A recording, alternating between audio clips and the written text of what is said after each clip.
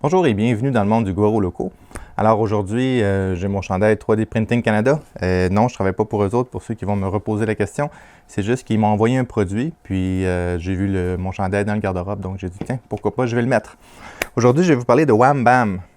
Alors ici, on a leur logo. Je le trouve quand même assez beau, leur logo Wham Bam. Ils disent Wham Bam, thank you ma'am. Donc, c'est quoi le Wham Bam? C'est une surface d'impression. Il y a différentes surfaces que je peux mettre sur leur système.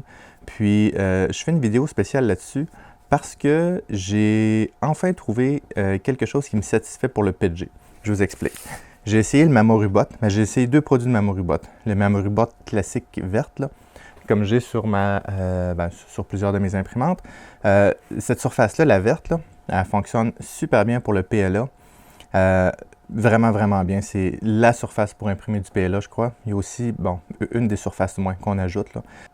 Mais pour le PG, j'ai eu des difficultés sur les longs prints. Sur les prints assez courts, avec une grosse jupe, j'arrivais à faire quelque chose. Certaines personnes disent qu'eux, ils arrivent à imprimer très, très bien du PG sur du Mamorubot à long terme. Moi, j'ai pas eu de succès, puis je sais qu'il y en a d'autres qui n'ont pas eu de succès non plus. Donc, souvent, je vais imprimer des pièces qui ont une petite base, mais qui sont assez volumineuses, puis ça décollait, puis j'avais tout le temps la catastrophe. C'était la catastrophe au final. J'ai essayé les Ultra Bases ou les Super Plates de G-Tech ou Ultra Bases de Anycubic, ce genre de surface-là. Ça fonctionne encore là pour les petites pièces. Certains disent qu'à 80-90, ils arrivent à avoir quelque chose, avoir une adhésion, une adhérence qui semble vouloir tenir. Moi, j'ai pas eu de succès non plus sur certaines pièces. D'autres, oui, les grandes pièces qui ont une grosse surface avec des coins ronds, ça fonctionnait. Cependant, les petites pièces avec des coins carrés ou des choses de même, j'avais pas de succès, ça finissait par décoller. Les longs prints, là. Donc, Ultra Base, Super Plate pour le PG, c'était pas, c'était pas mon choix de prédilection. Donc, ce que je faisais pour imprimer du PG, je prenais du verre avec du fixatif à cheveux dessus. Et là, 100% du temps, ça fonctionnait. Jusqu'à ce que je découvre Wham Bam. Chris, de 3D Printing Canada, il me dit « Dominique, tu dois essayer le Wham Bam. » Le Wham Bam coûte relativement cher, comparativement aux autres produits. Puis, j'hésitais un peu parce que ça coûte de quoi. Puis aussi, j'avais peur d'être déçu. Puis, il m'a dit « Non, non, essaie le PEX. PEX. » Donc, ce que 3D Printing m'a envoyé, il m'a envoyé le kit complet, le Wham Bam Flexible Build System. Alors, c'est ce que j'ai ici, je vais vous montrer à l'instant. Il m'a envoyé une feuille de PEI, une feuille de polycarbonate, puis c'est ça. Donc, je peux vous donner les prix. Vous allez voir, c'est quand même assez... c'est pas gratuit. La base magnétique à coller, parce qu'il vient avec une base magnétique, on peut l'acheter avec une base magnétique ou juste la feuille. Je vais vous montrer ça tantôt. Alors, la base magnétique, la feuille d'acier plus la feuille de PEX coûte 106 $ canadiens, ce qui doit faire environ 80 €. Ensuite de ça, la feuille de PEI coûte 27 $ à peu près. Et puis, la feuille de polycarbonate coûte 18,95 $. Mais c'est marqué PC, j'imagine que c'est polycarbonate. Bon, on peut dire 20 $ là, pour la feuille de PC, PEI 27 $, puis tout le kit 107 $. Puis je vais vous montrer, là ici j'ai imprimé une pièce. C'est une pièce qui normalement se déforme lors d'une impression, c'est un rectangle. Et puis j'ai été honnête, j'imprime tout le temps mon PETG avec une jupe. Tout le temps, parce que je ne veux pas de déformation. Par exemple, j'ai imprimé le PETFang. Puis le PETFang, je mets une jupe pour être sûr de ne pas avoir de déformation.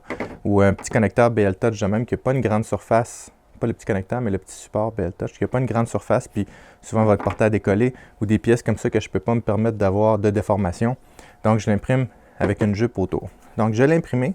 Alors il a collé aussi facilement que du PLA. Alors tout ce que j'ai fait ici, je l'ai nettoyé à l'alcool isopropylique. Je vais vous montrer la préparation, là, mais entre les impressions, si j'ai mis mes doigts dessus, je mets un petit peu d'alcool isopropylique et j'imprime dessus comme du PLA. Évidemment, j'imprime le PETG un peu plus lentement que le PLA, mais je mets mon bed à 90, puis vous allez comprendre pourquoi dans un instant. Mon bed à 90, je le laisse chauffer environ 4 minutes, puis ensuite j'imprime, puis ça colle aussi bien que le PLA. Donc, je vais vous montrer la plaque d'acier. Alors ici, j'ai des petits rebords. Bon, en passant, vous allez voir, ma plaque est plus petite parce que je n'ai pas pris le bon modèle.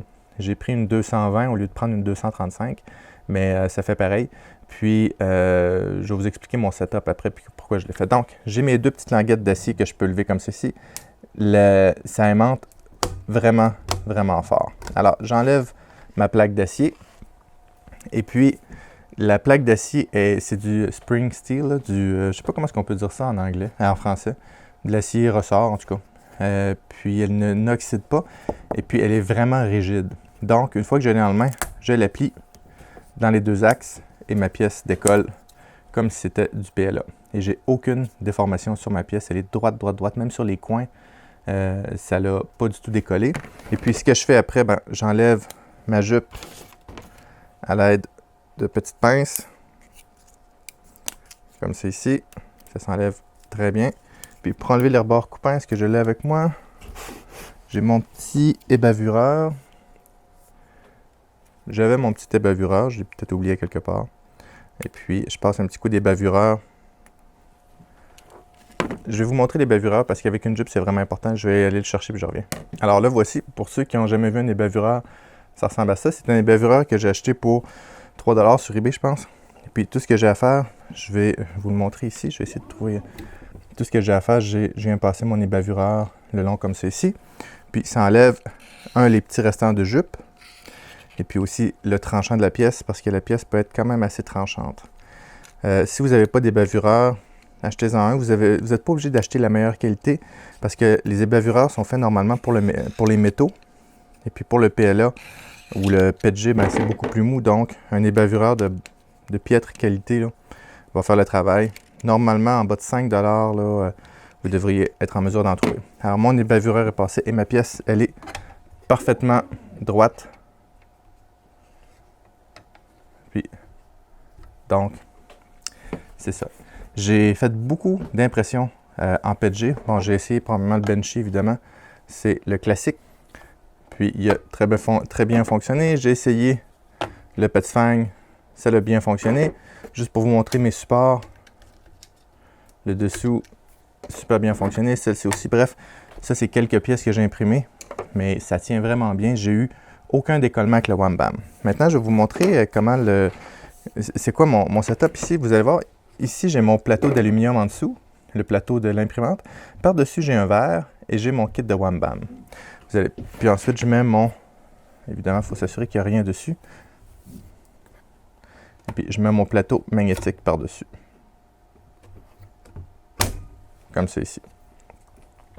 Là, pourquoi j'ai mon plateau en aluminium, un verre et mon kit Wham Bam? J'aurais pu coller mon Wham Bam directement sur mon plateau d'aluminium qui est très épais en passant sur l'Ender, comparativement à d'autres imprimantes, puis il n'est pas grand, il est droit.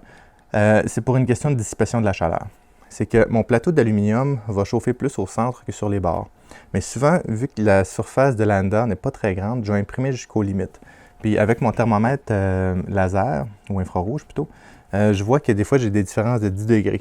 C'est-à-dire que mon centre peut être à 80, mes bords vont être à 70, même des fois à 65. Fait que ce que j'ai fait, j'ai mis un verre. Le verre va absorber une partie de la chaleur. Il va dissiper la chaleur partout sur le verre. Ensuite de ça, c'est transféré à mon plateau magnétique et ensuite à ma plaque d'acier. Alors, quand je fais ça, puis je le mets à 90, je le pars d'avance, ça me prend environ 4 à 5 minutes pour qu'il soit chaud.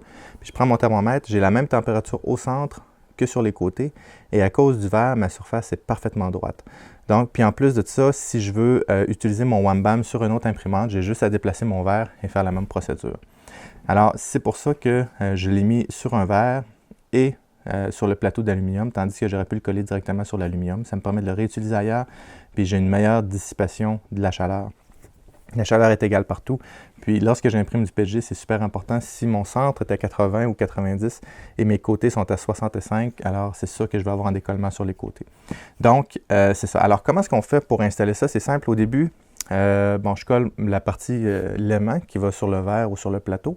Ensuite de ça, je nettoie évidemment là, avec de l'alcool isopropylique pour pas qu'il y ait de gras.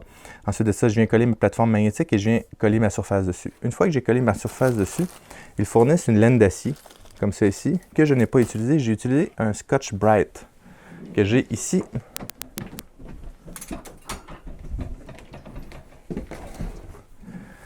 J'ai utilisé un tampon à récurer vert, comme ça. Et puis je l'ai frotté, dans le fond, à 90 degrés, à 0 degrés, à 45 degrés, à moins 45 degrés, dans tous les sens, pour avoir une surface bien graffinée.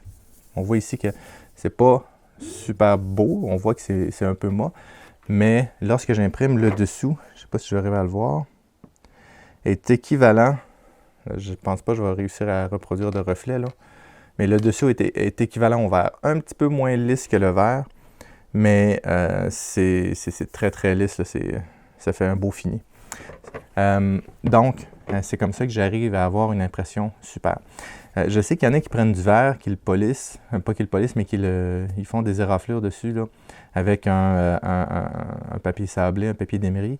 Moi, j'ai pas eu de succès avec le PETG. Avec le PLA, ça fonctionne quand même bien, mais le PETG, j'ai pas eu aucun succès avec ça. Puis, c'est ça. Donc, présentement, pour les prints de, mettons, 15 heures, c'est la seule surface sans ajout de fixatif à cheveux que je fais confiance à 100% pour le PETG. C'est la première fois. Donc, je répète, c'est le Wham Bam avec la feuille de PEX. Maintenant, je vous montre un petit peu ce qui vient dans le kit. Alors, ça ici, ça ne vient pas avec. Ça vient avec, évidemment, la laine d'acier, comme j'ai montré, quelques collants, un manuel d'instruction. Le tout vient entre deux gros cartons qui est attaché dans une boîte qui est vraiment rigide. Puis donc, ça ne peut pas plier, puis c'est marqué dessus fragile, etc., etc., etc. Ça, c'est le kit Wham Bam. Si je ne veux pas acheter le kit au complet, je peux juste acheter les feuilles. Par exemple, ici, j'ai une feuille de PEI. Alors, j'ai ma feuille de PEI ici que je pourrais coller dessus. J'ai pensé que peut-être je pourrais utiliser l'autre côté de mon Wham Bam pour mettre un PEI dessus, pour imprimer sur du PEI. Mais je ne sais pas, je vais peut-être le coller directement sur un bed, celle-ci, ou sur un autre verre, faire le même principe, mais sans la partie magnétique. La partie magnétique est le fun pour décoller les pièces. D'accord?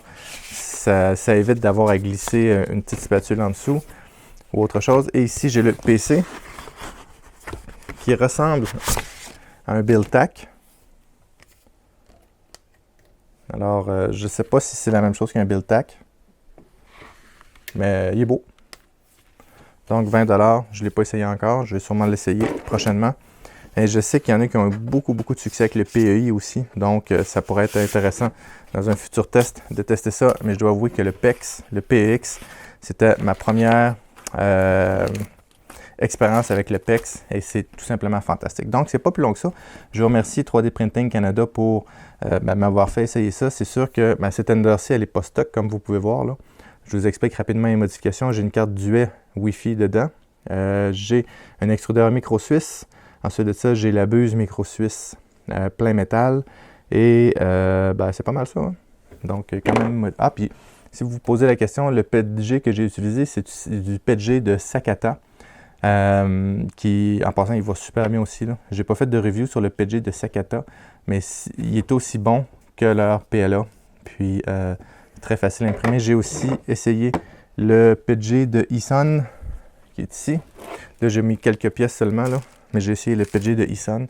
C'est le même que j'avais utilisé lors du live avec Jocelyn. Donc, lui aussi va super bien. Puis, c'est les deux seuls PETG que j'ai essayé dessus. Puis, les deux ont fonctionné parfaitement bien.